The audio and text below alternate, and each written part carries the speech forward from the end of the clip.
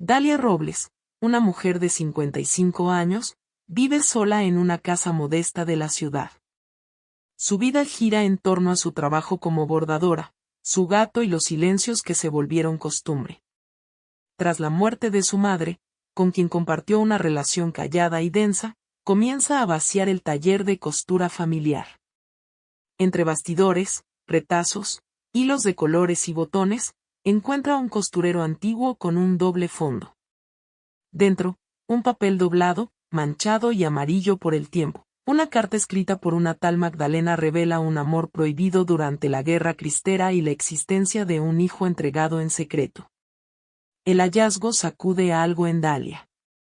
No solo por la posibilidad de descubrir una parte oculta de su historia, sino porque por primera vez en mucho tiempo siente una urgencia, una llama que le pide moverse, buscar, conocer lazos unidos a sus raíces. Así comienza su viaje a San Cristóbal de los Altos, un pequeño pueblo en Jalisco donde la carta fue escrita. Ahí conoce a Esteban Murguía, historiador local de 60 años, alto, bien parecido, viudo, rasgos faciales fuertes, con una voz tranquila y una mirada penetrante y a la vez tierna. Esteban vive rodeado de libros y plantas en una vieja casa con fachada y columnas de cantera. Él accede a ayudarla cuando se entera del contenido de la carta. Al principio su relación es práctica, casi formal, pero con cada archivo revisado, con cada paseo por el panteón o visita al archivo parroquial, algo empieza a cambiar, vuelve su trato especial. No es un trato íntimo pero tampoco impersonal. Dalia y Esteban caminan por empedrados antiguos, se sientan en las bancas de la plazuela del centro a tomar agua de Jamaica o a refrescarse con una nieve o comiendo algo en los pequeños establecimientos de los alrededores, observando a los vecinos que regresan del trabajo, a los niños saliendo de la escuela, a los vendedores de pan en bicicleta. El pueblo late con una calma que comienza a colarse en Dalia. Conocen a don Chema, el cronista local que les presta un libro inédito sobre familias de la región. Hablan con doña Teresa del Junco, la nieta de la partera del pueblo, que conserva historias en su memoria como si fueran tejidos. Visitan la vieja estación de tren, donde Magdalena fue vista por última vez, según los registros de un diario escondido entre libros del archivo municipal. A lo largo de la investigación, Dalia se enfrenta a emociones nuevas, añoranza, miedo, deseo. Siente que la historia que descubre no solo habla de Magdalena sino de ella misma, mujeres que han guardado secretos, que han amado en silencio, que han elegido la soledad por lealtad a sus heridas. La cercanía con Esteban se vuelve inevitable, pero ninguno de los dos quiere aceptarlo. Tienen miedo de abrir una nueva historia. Un día, después de una conversación intensa en la banca frente al kiosco, donde el cielo se tornaba rosa y el viento era casi cálido, se separan. Dalia vuelve a su ciudad para pensar. Esteban se encierra en su archivo. Pero la investigación no está terminada. Dalia descubre en una carta final que Magdalena fue obligada a entregar a su hijo, quien fue adoptado por una familia que terminó emparentada con los Robles. Magdalena era su bisabuela. Esa verdad quiere compartirla, pero también comprende que no puede cerrarla sola. Envía una postal a Esteban que dice: "No quiero terminar esta historia sin ti". Él llega al día siguiente, sin decir palabra. Juntos leen la última carta en la mesa del jardín. Hay lágrimas, pero no por un final en el pasado, sino por la posibilidad de poder contar el inicio de otra historia en el futuro. Dalia decide quedarse en el pueblo una temporada. Empieza a bordar nuevamente, pero ahora con los colores y los nombres de las mujeres que descubrió. En el taller de costura que abre junto a doña Teresa del Junco, enseña a niñas a bordar historias. Y junto a Esteban, cada tarde, vuelven a sentarse en la plazuela, a ver pasar la vida, esta vez, sin miedo. Esto ha sido un resumen de lo que ahora les contaré con detalles que de alguna manera abordan con hilos de colores una historia llena de sentimientos que de pronto despiertan pasiones, a veces de fuego y a veces de hielo. La casa estaba en silencio. No era un silencio nuevo, sino el mismo que Dalia había aprendido a habitar como si fuera una segunda piel. Desde que su madre murió, apenas unos meses atrás, el taller de costura se mantenía cerrado, con los hilos cubiertos por una delgada capa de polvo y los maniquíes de madera alineados como soldados dormidos. Esa mañana, con una taza de café tibio en la mano y una blusa de lino anudada hasta los codos, Dalia empujó la puerta del taller. El aroma a tela guardada, el leve olor a humedad, a madera vieja, le golpeó despertando los sentidos de un pasado muy próximo. No lloró. No lo hacía desde el velorio. Pero algo en su pecho se movió. Comenzó a revisar los cajones, uno por uno, sin mucha intención, hasta llegar al último armario del fondo. Allí encontró el viejo costurero de su madre, una pieza de madera oscura con flores talladas a mano. Estaba cerrado con un pequeño gancho de latón. Lo abrió despacio, reconociendo cada carrete como si fueran piezas de un recuerdo dormido. Pero debajo del forro de terciopelo, notó algo extraño. Una leve separación en la base. Con cuidado, levantó la tela y encontró un compartimento oculto. Dentro, una carta amarillenta con la tinta algo corrida. Estaba firmada por alguien llamada Magdalena, y hablaba de un amor que tuvo que ser escondido, de un hijo que no pudo criar, de una familia que no debía saber. Dalia la leyó 2 veces, en silencio, sentada en la silla donde su madre solía coser. Cuando terminó, supo que no podía simplemente guardar la carta y seguir con su día. Aquella historia no era de una desconocida. Algo en la caligrafía, en la tristeza entre líneas le hacen sentir lazos invisibles que la unen a Magdalena. Siente que le habla a ella. Miró por la ventana. El sol apenas tocaba los tejados del barrio, asomando por las ventanas, calentando el alma y el corazón de los que añoran pertenecer a alguien, a algún lugar. Dalia se levantó, fue por una libreta, tomó nota del nombre del pueblo que aparecía en el remitente, San Cristóbal de los Altos. Esa misma noche, reservó un boleto de autobús. Estaba decidida a desenredar la madeja de misterio alrededor de Magdalena y su propia historia. Capítulo 2, El pueblo y el historiador asterisco. San Cristóbal de los Altos, Jalisco es un lugar hermoso, donde el tiempo se congeló, con sus cortinas tejidas a mano cubriendo las ventanas y hermosas coronas de romero, canela y flores embelleciendo las puertas de las casas y comercios, sintiendo el pueblo como salido de un cuento. El autobús dejó a Dalia en una pequeña estación de concreto viejo, apenas señalada con un letrero oxidado. Dalia respiró profundo, sintiendo que el aire era más limpio y cálido que en la ciudad y con ese olor a canela y a leña recién cortada, el aroma de la tierra recién mojada, todo junto inunda los pulmones despertando los sentidos. Caminó con su maleta de rueditas por calles empedradas, flanqueadas por casas de techos altos y muros gruesos, con ventanas adornadas por macetas de malbones de colores diferentes. Esa tarde, fue a la biblioteca municipal en busca de registros. Allí fue donde conoció a Esteban Murguía. Sentado entre montones de papeles y libros, con una libreta de notas y una lupa antigua en la mano, parecía más un personaje salido de una novela que un hombre común. Tenía la barba entrecana, la voz suave y una mirada que no soltaba ni atacaba. Cuando Dalia le explicó la carta, Esteban le escuchó con una atención incómodamente intensa. Le pidió leerla. Mientras se lo hacía, Dalia sintió que el aire se volvía más denso. No sabía por qué le importaba tanto lo que ese hombre pensara de su hallazgo. Ni por qué el modo en que fruncía el ceño la ponía nerviosa. Magdalena, murmuró él. Ese nombre aparece en una crónica de 1942. Hay algo, sí, pero hay que buscar bien. Aceptó ayudarla.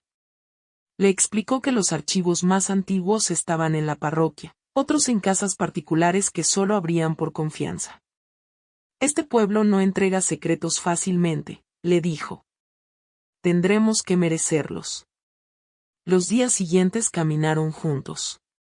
Visitaban archivos, hablaban con ancianos que vagamente recordaban algunos nombres, entre ellos no decían nada de Magdalena, pero en algunos rostros se notaba que guardaban algún secreto al escuchar ese nombre.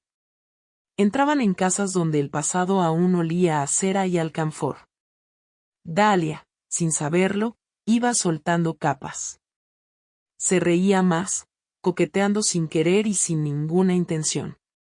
Esteban, por su parte, evitaba mirarla demasiado, él sabía muy bien que algo estaban haciendo entre ellos. Pero cuando ella hablaba, él bajaba los ojos, como si eso bastara para protegerse de algo que ya estaba ocurriendo. Una tarde, mientras tomaban agua fresca en la plazuela, vieron pasar a una mujer joven y hermosa del brazo de un hombre. Esteban se tensó, y Dalia lo notó. Él desvió la mirada, pero no lo suficientemente rápido. Ella no preguntó, pero anotó el gesto en su memoria. Más tarde, en el camino de regreso, él guardó silencio. Dalia también. Pero dentro de ella, algo palpitaba con una mezcla que no reconocía del todo: curiosidad, molestia, celos. Qué tonta, pensó, si esto es una búsqueda, no una novela.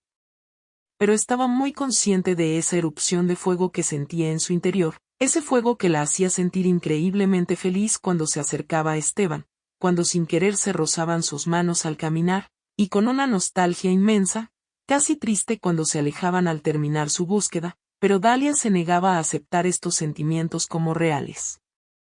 Pero sabía que no era tan simple. En medio del polvo de los documentos, de las casas antiguas y las confesiones a medias, algo más se estaba tejiendo. Un hilo invisible entre dos almas solas, heridas, llenas de historia, de sentimientos encontrados, con mucho que dar pero con miedo a sentirse defraudados. Capítulo 3. Lo que las paredes callan. El tercer día en San Cristóbal, Dalia despertó con el canto lejano de gallos y el aroma a café de olla que venía desde la cocina de la posada. Bajó aún en bata, guiada por el olor, y encontró a doña Pilar removiendo una olla con canela y clavo. Tenía el cabello blanco recogido en una trenza gruesa, y sus manos se movían como si el tiempo las obedeciera. Buenos días, hija. Siéntate, que hoy el café quedó sabroso, le dijo con familiaridad, como si ya se conocieran de años. Esa fue la primera conversación larga entre ellas. Dalia le habló vagamente de la carta, del hilo que seguía. Doña Pilar no preguntó mucho, pero sus ojos se afilaron. San Cristóbal es tierra de silencios. A veces hay que escuchar más lo que no se dice, murmuró mientras servía el pan recién tostado. Desde entonces, cada noche, después de las caminatas con Esteban, Dalia regresaba a la cocina cálida de la posada. Allí, entre tisanas, galletas de anís y las historias de los huéspedes que alguna vez pasaron, Pilar y ella empezaron a desilvanar sus propias vidas. Una noche, Pilar le habló de su esposo desaparecido. Otra, de una hija que se fue y nunca volvió. Dalia, en respuesta, le habló del silencio con su madre, de la soledad sin nombre que a veces dolía más que una pérdida. Mientras tanto, en el día, Dalia y Esteban avanzaban en su búsqueda. Una mañana, en una casa casi en ruinas, descubrieron un cuaderno con notas médicas antiguas. Al parecer, Magdalena fue atendida por un médico rural que anotaba todo con precisión casi obsesiva. Allí se hablaba de una mujer embarazada en 1942, que luego desapareció del registro. Pero algo cambió. Esteban empezó a mostrarse más inquieto. A veces distraído. En una tarde de lluvia, Dalia lo encontró conversando en voz baja con la mujer joven que había visto días antes. Ella reía. Él bajaba la voz. Dalia no preguntó nada, pero sintió una punzada. Aquella noche, doña Pilar la vio llegar más callada que de costumbre. Le sirvió un té sin decir palabra. No todo lo que parece cercanía lo es, dijo al rato, mirando el vapor de la taza. Y a veces, lo que uno teme que se esté yendo, nunca ha llegado. Dalia sonrió apenas. No sabía si Pilar la había leído o si hablaba de sí misma. pero sintió consuelo. Y también confusión. En su cuarto, esa noche, volvió a leer la carta de Magdalena. Sus palabras le parecieron distintas ahora. Más urgentes. Como si el pasado se agitara pidiendo ser contado antes de volverse ceniza. Se sentó frente a la ventana. Afuera, el gran árbol de granada en el patio brillaba con gotas de lluvia. Y aunque nadie la viera, susurró en voz baja. No vine solo por ella. Vine por mí, aunque apenas me esté dando cuenta. Capítulo 4, entre calles que hablan. San Cristóbal despertaba lentamente esa mañana. El sol aún no caía del todo sobre los tejados, pero las campanas de la iglesia ya habían dado las 8. Dalia y Esteban salieron temprano, con la libreta de notas, la copia de la carta y una lista de nombres que podrían acercarlos a Magdalena. El pueblo olía a pan recién horneado y bugambilia. Las calles de piedra mojada conservaban la frescura de la madrugada, y los pájaros revoloteaban entre cables y ramas con energía de feria. Las casas eran como reliquias, techos de teja roja, paredes de cal envejecida, y portones de madera maciza que crujían como si guardaran secretos. ¿Sabes qué me gusta de este lugar?, dijo Dalia mientras caminaban hacia la casa de la señora Benita, una mujer mayor que solía cuidar a la familia Villaseñor, mencionada en uno de los registros. Que no hay prisa. Es como si el tiempo pasara aquí solo cuando uno lo mira. Esteban la miró de reojo, sonriendo apenas. O como si el tiempo estuviera esperando que alguien lo escuche, respondió. Dalia le contó sobre la foto, la mujer sin hijos, el silencio de las paredes viejas. Hay secretos que no se mueren, nomás se agazapan, dijo Pilar, dándole un sorbo a su té. A veces hay que seguirlos, no por curiosidad, sino para curarse uno. Dalia la miró con ternura. Aquella mujer parecía verla por dentro. ¿Y usted? ¿Algún secreto? Doña Pilar soltó una carcajada breve. Uy, mi secreto tiene bigote y vive a una cuadra, pero no se lo digas a don Mancho, que aún cree que lo espero a él. Justo en ese momento, entró don Lencho, el viejo barbero del pueblo, con su andar de pato y su sombrero ladeado. Buenas noches, señoras. ¿Acaso estaban hablando de mí? De ti, siempre. Aunque sea para espantar a los ratones, dijo Pilar, sin perder la sonrisa. Don Lencho, que adoraba el coqueteo inocente, se sentó sin pedir permiso y comenzó a contar una historia larguísima sobre una clienta que juraba que su suegra era bruja. Dalia no sabía si reír o grabarlo. Pero en medio de las risas, una idea le cruzó la mente como relámpago, ¿y si la historia de Magdalena había sido borrada a propósito? ¿Y si alguien tenía interés en que no se supiera quién fue? Al llegar, Benita los recibió con una bata de flores desteñidas y una mirada desconfiada. Pero bastaron unas palabras suaves, la carta, y una sonrisa paciente para que los hiciera pasar. La casa olía a eucalipto y alcanfor. En la pared, colgaba un retrato antiguo de una mujer que Dalia reconoció de inmediato. Era la misma firma de Magdalena en una de las fotografías que habían encontrado en la parroquia. Esa fue la hija de la señora, y madre de nadie, dijo Benita, sirviéndoles agua de Jamaica. Al menos eso creíamos. Aquellas palabras resonaron. Al salir, Esteban guardó silencio un buen rato. Hasta que, en la plazuela, se sentaron en una banca bajo la sombra de un naranjo. ¿Te has preguntado por qué te importa tanto saber quién fue?, preguntó él, sin mirarla. Dalia se quedó quieta. Observaba a una niña que corría con una mochila rosa, a un anciano que acomodaba flores en su triciclo. El pueblo seguía latiendo. Porque si ella fue olvidada, tal vez mi madre también lo fue. ¿Y si no reconstruyo eso, qué queda de mí? Él la miró entonces, más tiempo del necesario. Queda todo lo que eres ahora. Ella bajó la mirada. El silencio que siguió no fue incómodo, fue hondo. Esa noche, doña Pilar la esperaba con pan dulce y canela. ¿Cómo estuvo la búsqueda, hija? Miró a Pilar. Ada Online Show. A la luz de la lámpara que colgaba del techo como una luna tibia. San Cristóbal parecía tranquilo, pero bajo sus adoquines y sus memorias, algo se movía, y detrás de las paredes se guardaban celosamente secretos que de saberse cambiaría el curso de la historia de mucha gente en el pueblo. Y ella no pensaba irse sin descubrirlo. Capítulo 4 Las casas del barrio antiguo se alzaban como reliquias de tiempos pasados, techos de teja roja, paredes de cal envejecida, y portones de madera maciza que crujían como si guardaran secretos que no querían salir. Dalia y Esteban caminaban despacio, absorbiendo cada detalle de ese lugar donde creían que podrían hallar respuestas.